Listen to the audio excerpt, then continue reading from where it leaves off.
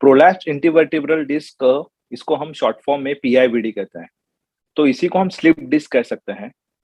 तो इसको हम हिंदी में ऐसे कहें तो इसको बोलेंगे हम कि डिस्क का खिसक जाना। तो डिस्क ये हमारा स्पाइनल कॉलम का एक पार्ट होता है। ये स्पाइनल कॉलम मतलब रीढ़ की जो हड्डी रहती है उसको हम स्पाइनल कॉलम कहते हैं। ये स्पाइनल कॉलम में दो चीजें होती हैं, एक होता है बोन, उसको हम वर्टिब्रा कहेंगे, और दूसरा होता है डिस्क। जैसे कि हमने कोई स्पाइन का एक्सरे देखा होगा कि वो एक्सरे में हम स्क्वायर तरीके के कुछ जो बोन दिखते हैं उसको हम वर्टिब्रे कहेंगे, और उसके बीच में जो गैप रहता है उसको हम कहेंगे डिस्क। तो जब भी ये डिस्क खिसक जाती है, जो हिल जाती है, तो उसको हम बोलेंगे प्रोलैप्स इंटरवर्टिब्रल डिस्क। इस वर्ड में ही उसका मीनिंग है, जैसे कि प्रोलैप्स, प्रोलैप्स का मीनिंग है खिसक जाना, और इंटरवर्टिब्रल मतलब वर्टिब्रे के बीच का डिस्क खिसक जाना, इसको बोलेंगे हम इंटर प्रोलैप्स इंटरवर्टिब्रल डिस्क। इसका मतलब है slip disc. Prolapse intervertebral disc है जो, उसके लिए हमको डिस्क कैसे होती है ये समझना जरूरी है। जैसे कि मैं आपको थोड़े ये समझाता हूँ कि ये अगर हमारा स्पाइनल कॉलम है, समझिए, ये वर्टिब्रा है, ये भी वर्टिब्रा है, ये भी वर्टिब्रा है, इसके बीच की ये डिस्क है, और इसके पीछे से जो है हमारा स्पाइनल कॉर्ड जाता है। जो स्पाइनल कॉर्ड है ये ऐसे पीछे से जाएगा, और ये स्पाइनल कॉर्ड जाता है हमारे ब्रेन से कमर तक, और जो हमारे सेंसेशन है ब्रेन से लेके कमर में, पैरों में, हाथों में, हर जगह हमको पहुंचाएगा। अब ये जो डिस्क है, इसको हम डिस्क को समझ लेते हैं। ये जो डिस्क है ये दो पार्ट से बनेगी। जो अंदर वाला पार्ट है उसको बोले हम न्यूक्लियस पल्पोसस, और जो बाहर वाला हार्ड पार्ट है उसको बोलेंगे एन्युलस फाइब्रोसस। तो ये बाहर वाला हार्ड पार्ट है जो अंदर वाले सॉफ्ट पार्ट को प्रोटेक्ट करेगा। जब भी इसमें और इसमें कोई डिफॉर्मिटी होगी या तो डीजनरेशन होगा, तो ये जो डिस्क है जो दो वर्टिब्रो के बीच में है, जो स्पाइनल कॉलम में है, ये पीछे खिसकेगी। ये पीछे खिसकेगी ऐसे इस तरह से, और ये जो हमारा स्पाइनल कॉर्ड है उस पर दबाव देगी। तो ये क्यों होती है? इसके दो, हम ब्रॉड टर्म में कहें तो इसके दो चीजों की वजह से होती है। एक होता है एज रिलेटेड, उसको हम कहेंगे डीजनरेशन, मतलब एज की वजह से इसको डीजनरेट हुआ है डिस्क और पीछे खिसक गई है। और दूसरा होता है ब्रॉड टर्म में, उसको कहेंगे ट्रॉमेटिक, जैसे कि हेवी वेट लिफ्टिंग होता है, सडन जर्क बैठना, ये जो एक्यूट सिम्टम्स जो दिखते हैं उनको बोलते हैं हम ट्रॉमेटिक। तो जब भी ये एज रिलेटेड हो, डीजनरेटिव हो, या फिर ट्रॉमेटिक हो, ये डिस्क इधर इसका फाइब्रोसिस में या तो एन्युलस न्यूक्लियस पल्पोसस में डिफॉर्मिटी आके ये डिस्क पीछे खिसकती है, और ये पीछे कॉर्ड को कंप्रेस करने लगती है। तो ये दो ब्रॉड टर्म है, ये दो चीजों की वजह से ये पीआईवीडी हो सकता है। प्रोलैप्स इंटरवर्टिब्रल डिस्क जो है, स्लिप डिस्क कहेंगे, ये डिस्क का जो मैंने अभी जैसे बताया, ये डिस्क अभी है यहाँ से ऐसे बाहर आई है। अभी ये एमआरआई मेरा भी करो, आपका करो, या किसी भी इंसान का करो, थोड़ा तो डिस्क ऐसे बाहर दिखेगा ही। ये हर इंसान में डिस्क दिखेगा। इंपॉर्टेंट क्या है, ये डिस्क के सिम्टम्स आपको दिख रहे या नहीं दिख रहे, ये इंपॉर्टेंट है। एज के रिलेटेड तो ये दिखना ही है। आज मेरा भी करोगे आप एमआरआई तो उसमें भी कोई ना कोई डिस्क थोड़ी तो दिखेगी, या मेरे से कम उम्र वालों का करो या तो मेरे बड़े वाले उम्र वालों का करो, इसको डिस्क दिखेगी। तो इंपॉर्टेंट है इसकी, उसके सिम्टम्स दिखते हैं कि नहीं, उसके उसके कुछ कॉम्प्लिकेशंस दिखते हैं कि नहीं, ये इंपॉर्टेंट है। तो एज रिलेटेड की चेंजेस नहीं है वो, बट एज रिलेटेड और थोड़ा ज्यादा चांसेस बढ़ सकते हैं। मेनली पेशेंट जब भी ऐसे कंप्लेंट करेगा तो उसको होगा बैक एक, लोअर बैक एक या नेक एक। जब भी अगर गर्दन का स्लिप डिस्क होगा तो उसको नेक एक होगा, और कमर का अगर स्लिप डिस्क हो जाएगा तो उसको बैक एक रहेगा। बैक एक के साथ उसको रेडिकुलर पेन बोलेंगे। रेडिकुलर पेन मतलब नीचे आने वाला पेन, उसको ट्रांसफर होने वाला पेन। जैसे नेक का पेन रहेगा वो हाथों में ऐसे आएगा, खींचेगा। जो कमर का पेन रहेगा वो पैरों में, और जो अपने हिप रीजन है वहां पे जाएगा। इन सब चीजों के साथ उसको टिंगलिंग होगा, टिंगलिंग नमनेस होगा। इसका मतलब उसको बर्निंग सेंसेशन होगा, जलन होगी, जैसे झुंझुनाहट मूंगी आती है वैसे होगा, या तो निडल प्रिकिंग वाला सेंसेशन, इस तरीके के सेंसेशन मिलेंगे। इन सब के साथ उसको चलने के लिए तकलीफ होगी। ये सब तो बेसिक चीज दिखेंगी, इसके साथ एडवांस में कुछ चीजें दिखेंगी, जैसे पेशेंट कहेगा कि मुझे चलने के लिए तकलीफ हो रही है, मुझे खड़े रहने के लिए तकलीफ हो रही है, थोड़ा देर चलने के बाद मुझे रुकना पड़ता है, बैठना पड़ता है, ऐसे कहेगा। कुछ कुछ लोगों को मसल पावर कम होगी, जैसे कि हाथों में ग्लास पकड़ने के लिए मुश्किलात होगी। जो पैरों में जा रहा है दर्द, उनको कहेंगे कि मेरा पैर नीचे ऊपर नहीं हो रहा है, चलते वक्त पैर मेरा ऐसे कमजोर हो रहा है, इस तरीके की तकलीफ होगी। इससे एडवांस में अगर कुछ चीजें होती हैं तो उसको बाउल ब्लैडर इन्वॉल्वमेंट बोलते हैं, उसको बोलते हैं ऑटोनोमस इन्वॉल्वमेंट। जैसे कि उसको पेशाब में और मोशन पास होने में तकलीफ हो रही है, बिना कंट्रोल के मोशन पास हो रहा है, बिना कंट्रोल के उसके यूरिन पास हो रहा है। तो इन ब्रॉड टर्म में हम अगर समझने की कोशिश करें तो कोई भी नर्व के तीन मेन फंक्शन होते हैं, उसको हम डिवाइड करेंगे: सेंसरी, मोटार, ऑटोनोमस। सेंसरी मतलब क्या होगा? उसके सेंसेशन कैरी करना। सेंसेशन मतलब क्या होगा? टच, टेम्परेचर, पेन, ये जो चीजें हैं उसको हम सेंसरी कहेंगे। अगर नर्व का सेंसरी अफेक्ट हुआ है तो उसको टच किया हुआ समझेगा नहीं, उसको टेम्परेचर, ठंडा गर्म, ये चीजें उसको समझने में मुश्किलात होंगी। सेकंड फंक्शन होता है मोटार। मोटार मतलब उसकी मसल की ताकत, उसकी पावर। अगर मोटार अफेक्ट है तो उसके मसल की ताकत कम होगी। जैसे कि मैंने बताया, ग्लास पकड़ने में, पानी पीने में तकलीफ हो रही है, हाथ उठाने में तकलीफ हो रही है, पैर चलने में तकलीफ हो रही है, पैर कमजोर हो रहा है, तो उसको हम बोलेंगे मोटार। और थर्ड होता है ऑटोनोमस। ऑटोनोमस मतलब वो बाउल ब्लैडर कंट्रोल, मतलब जैसे कि उसको पेशाब बिना कंट्रोल के निकल जा रहा है, मोशन बिना कंट्रोल के निकल जा रहा है। इन तीन सिम्टम के आधार पे उसको सिम्टम्स दिखेंगे। कुछ उसके बेसिक टेस्ट हैं जो मतलब क्लिनिक में ही किए जाएंगे, उसको एग्जामिन करते वक्त देखा जाएगा कि जिसको हम SLRT बोलते हैं, पैर उठा के स्ट्रेट लेग रेस्ट टेस्ट, एक बेसिक टेस्ट है वो देखेगा। जो क्लिनिकल एग्जामिनेशन में एक प्रोविजनल डायग्नोसिस बनाई जाएगी कि हाँ, इस पेशेंट को स्लिप डिस्क हो सकती है या तो है। तो उसको कंफर्म करने के लिए हम MRI कर सकते हैं। तो MRI करने से हमें पता चलेगा कि डिस्क है और किस लेवल पे है। जैसे कि जब भी मैंने बताया कि ये डिस्क बाहर आई है, तो ये डिस्क किस लेवल पे बाहर आई है, इसके 4 स्टेजेस होते हैं, तो कौन से स्टेज में आई है वो समझेगा, और कहाँ पे आई है, कितना कंप्रेस कर रही है और कौन से नर्व अफेक्ट हो रहे हैं, ये भी समझेगा। तो MRI करने से हमको एक क्लियर आइडिया मिलेगी कि हमें किस तरीके का कॉम्प्रेशन है। एक्सरे करने से ज्यादा पता नहीं लग सकता, क्योंकि एक्सरे में हम सिर्फ बोन देख सकते हैं, ना कि हम उसको उसके नस मतलब नर्व नहीं देख सकते और डिस्क नहीं देख सकते, हम सिर्फ बोन देख सकते हैं। MRI में हमें क्लियर आइडिया मिल सकती है।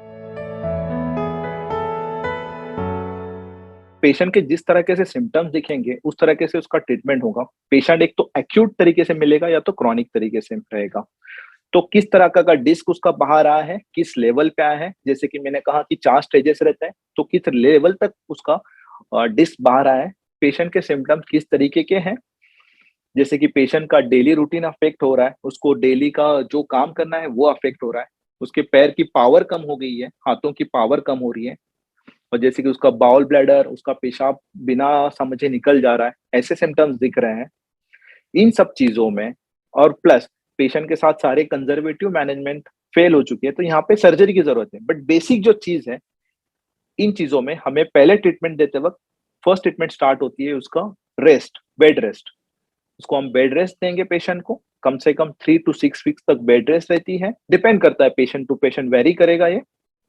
उसके साथ हम उसको एनाल्जेसिक, एंटी इंफ्लेमेटरी, उसको हम पेन किलर ऐसे कह सकते हैं ब्रॉड टर्म में, उसके साथ हम उसको नर्व मॉड्यूलेटर देंगे।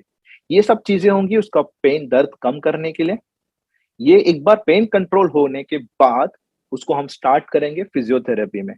फिजियोथेरेपी में जो पार्ट होगा, जो उसके मसल जो है, बैक मसल्स है और कोर मसल्स है, जो एब्डोमेन के मसल है, उसको स्ट्रांग बनाया जाएगा, क्योंकि वो स्पाइनल कॉलम को सपोर्ट करेंगे, तो उनको स्ट्रांग बनाने के लिए काम किया जाएगा।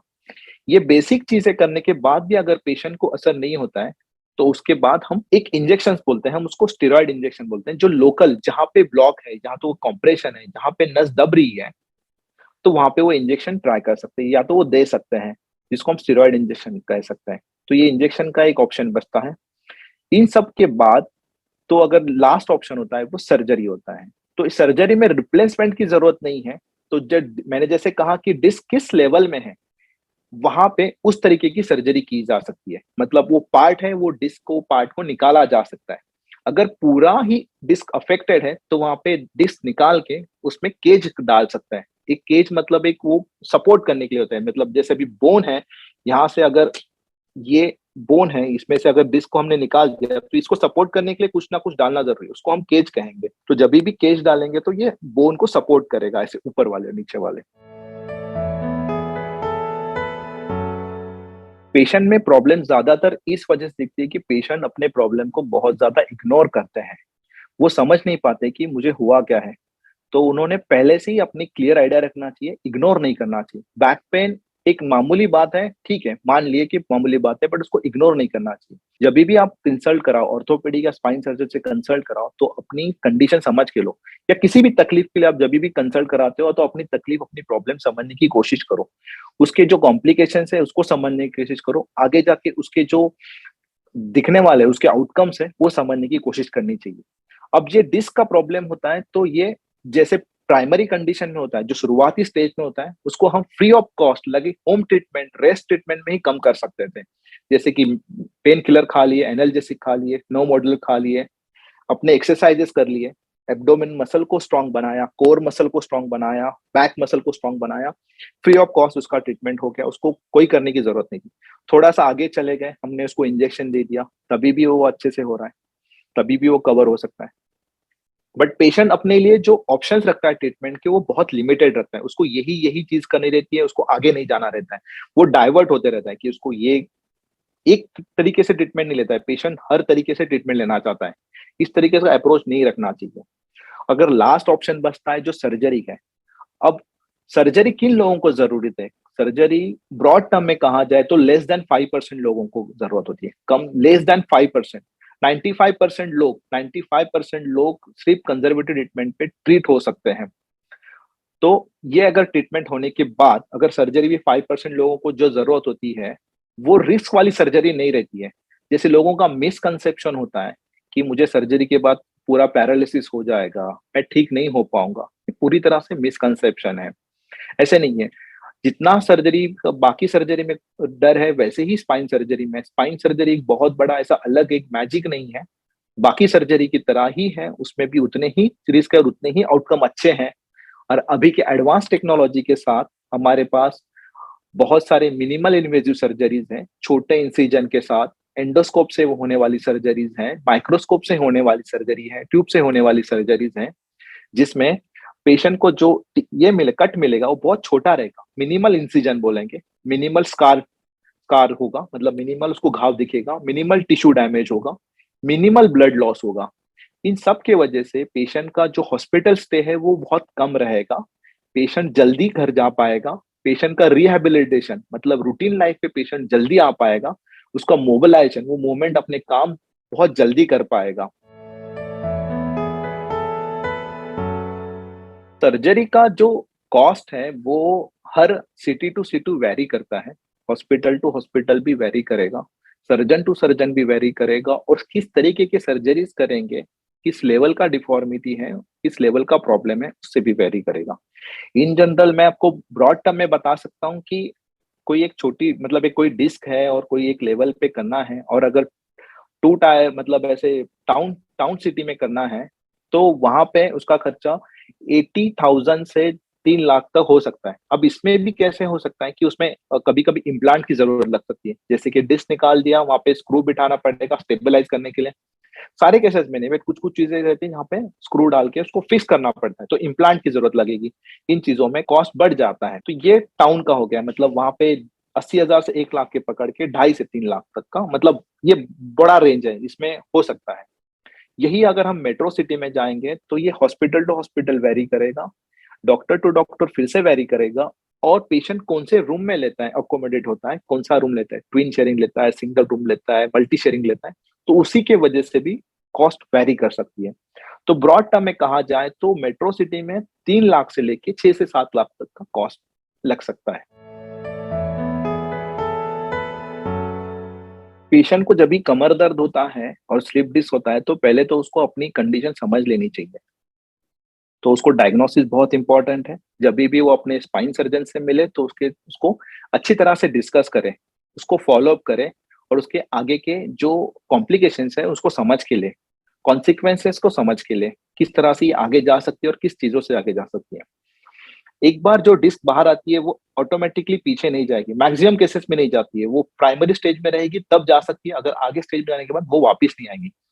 फर्स्ट एम ये रहना चाहिए कि जो डिस्क आगे आई है वो और खराब ना हो और आगे ना जाए, वो जहां पे है वहां पे रखे और उसको और आगे जाके उसका और कॉम्प्लिकेशन ना हो, ये फर्स्ट एम रहना चाहिए किसी भी पेशेंट का।